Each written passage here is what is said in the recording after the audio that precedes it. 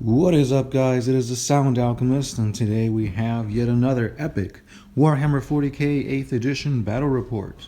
We will be doing 2,000 points in this battle between Imperium against Imperium. So we've got the Celestial Suns over on my side going up against the Grey Knights. So my buddy, we're back at his basement, and we don't have much terrain, so we had to make things work. But if you're looking for some cheap terrain, these ceiling tiles kind of look like snow, so we went with that theme. We had some pine cones, some of these cheap Christmas trees, and yeah, I think for budget terrain it's not bad. So here my buddy's using the Grey Knights. There's a tactical squad of 10. You've got one just regular Dread Knight with sword, incinerator, and flamestorm cannon, I believe. Same thing with this one: sword, heavy side cannon, heavy incinerator, and then you've got some pretty interesting stuff right here. So the guy with the axe, he's going to be using it as a Doomglaive Dreadnought, which is the Forge World exclusive, and then he's got a Contemptor Dreadnought with twin autocannons. On my side, see if I can get there. So we've got a Contemptor, 2 dual plasma cannons missiles, Librarian Dreadnought. We've got a Land Raider with 5 Lightning Claw Terminators. We've got my Catan Merebi. Now the rules for her, I'm just using her as a Transcendent Catan. And then we got 2 Rhinos with 2 5-man plain old tacticals in there. Now for the reserves, you've got a 5-man Terminator squad. There are falchions, halberds, and a thunderhammer in there, and 1 heavy side cannon. And then there's also a librarian, which will be dropping in as well. The other squad, same exact same thing, except we have Drago over here. So again, these are the guys that are in the Rhino. This 5-man thunderhammer storm shield terminators are going to be deep striking, as well as my captain with jump pack and his 3 sanguinary guard bodyguards. So this is, I believe, 2,000 points going at each other's throat. This is the battle. Kind of empty because we're all using like a bunch of high value units, but let's see who comes out on top. Now I will be doing something a little bit different. I will be kind of going at it thematically. So if you guys like this kind of style, let me know. If not, I'll stick to just straight recapping the turns. And yeah, so this is 2,000 points of Celestial Suns versus Grey Knights. Here we go. Amidst the snowy plains of Antarctica 6, we have an ancient artifact buried deep below the surface. However, the mighty Grey Knights of Titan have come to claim this prize, but little do they know that they will have some competition. The Celestial Suns must also carry this prized relic to Trazian in order for him to give them knowledge. But who will be the first to get it, and whose side will shed the most blood? As the blizzard breaks on turn 1, the Celestial Suns have merely just advanced forward, taking a few potshots at what they believe are demons. However, with the clearing of this blizzard, they reveal the infamous Grey Knights. Ready to take on whatever challenges they face, they ready themselves for the brunt of the Grey Knight attack. Bottom of turn 1, and we have the Grey Knights, who are shocked to see not Xenos nor Chaos, but the forces of the Space Marines against them. Having no choice but to fire back, they are startled to see a Transcendent Catan in the ranks of the Space Marines. However, the Sons of Titan are strong, and they have managed to take a few wounds on the mighty Catan. Other than that, no damage has been dealt, but surely the two will clash in an epic battle here in the middle. At the beginning of turn 2, the Celestial Suns have advanced, further picking off more and more warriors of the Grey Knights, leaving the tactical squad in the back with only 5 remaining. But they will not yield, they will not surrender. Transcendent Catan has picked her target, the mighty Dreadnought.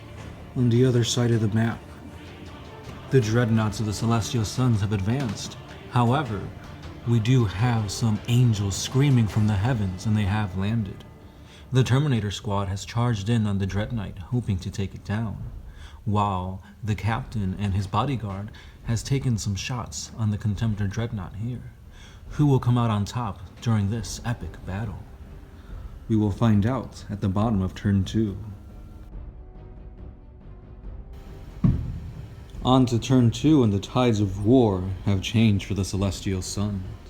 Drago has arrived on the battlefield ready to take on the 2 Dreadnoughts, while the rest of the Terminator squads have plopped right in front of them, drawing their attention away while Drago makes the crushing blow. Continuing on this battle, the Dread Knight is still alive, however he has taken out 1. Moving on over, only 1 bodyguard remains while the Dreadnoughts are crushing the Celestial Sons' command forces. Over here, the Dread Knight has made contact with the Transcendent Catan, however he was unable to do any damage. She has brought him down to 1 wound. Death is imminent for this undying warrior of the Emperor. But the forces of the Grey Knights have not been in vain. They have arrived behind the rhinos ready to pop out and crush whatever comes out. It is a rough battle, but so far it can go in any direction. Onwards to turn 3. With all the blood being shed, the artifact of chaos has arisen. This orb of death and destruction has appeared smack dab in the middle of the battlefield. Any enemy within 3 inches will have 2 mortal wounds bestowed upon it. However, in order to claim this relic, you must be within its field. Onwards to turn 3 for the Celestial Sons. The Celestial Sons have turned around and fought their invaders. However, they were not able to get into close combat. Over here, they have deployed their forces and fired into these, taking out 1 more. The Transcendent Catan finally crushed her victim, gaining victory to her, and this rhino has seen the relic and it is off to claim it for the Celestial Sons. The mighty Librarian Dreadnought has taken on a duel against the mighty Drago. However, it is a losing battle, for Drago is no mere easy opponent. Over here, this Dreadnought has fired missiles and plasma cannons, but the might of the shields of these warriors is too much, and they cannot be penetrated.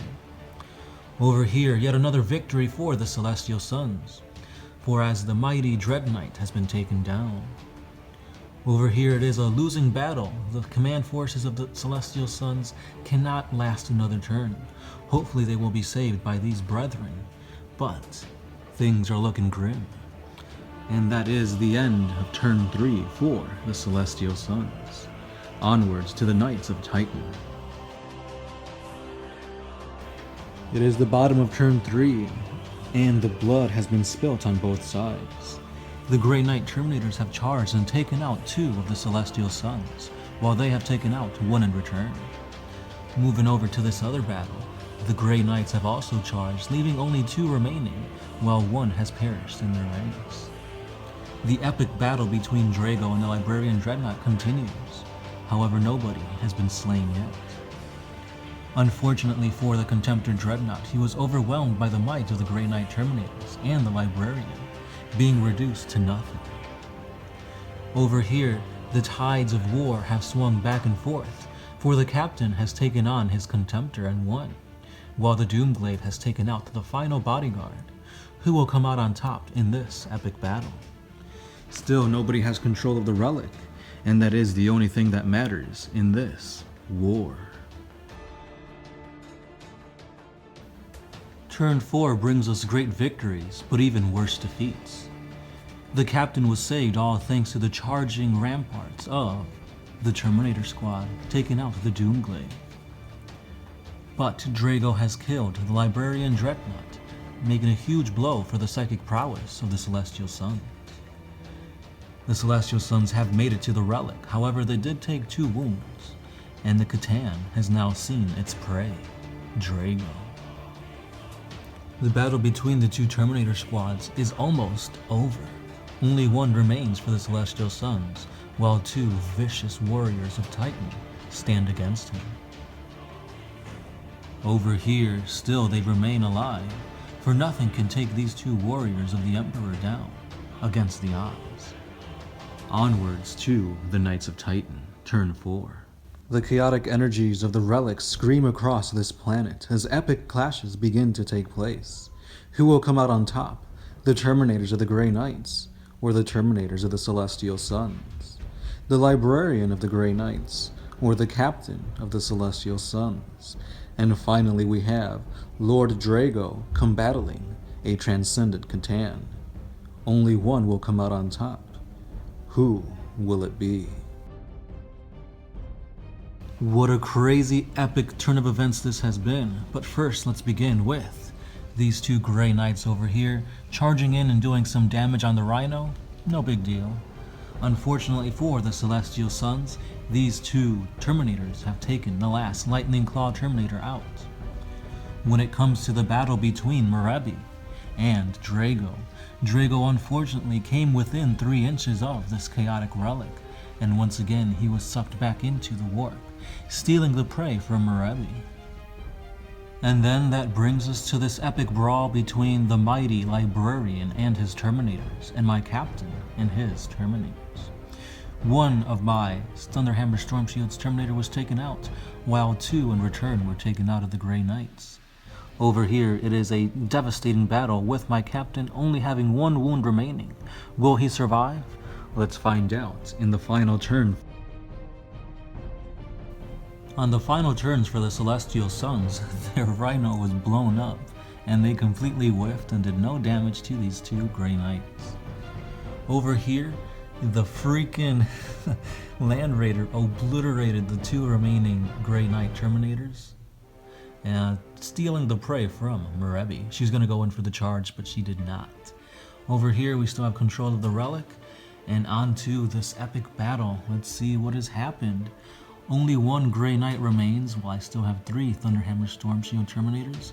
It is not looking good, and there's no Librarian. The final battle between the Captain and Librarian ended with the Captain striking him down with its relic blade. On to the final turn for the Grey Knights, which they practically have nothing left. As the sun sets, only 2 warriors of the Grey Knights remain. You have the Land Raider of the Celestial Suns as well as Merebi taking control of this third of the map, while the Space Marines inside of the Rhino have control of the mighty chaotic relic. And over here we see the victors of war, the Captain and his 2 Terminators, who have defeated the mighty Grey Knights.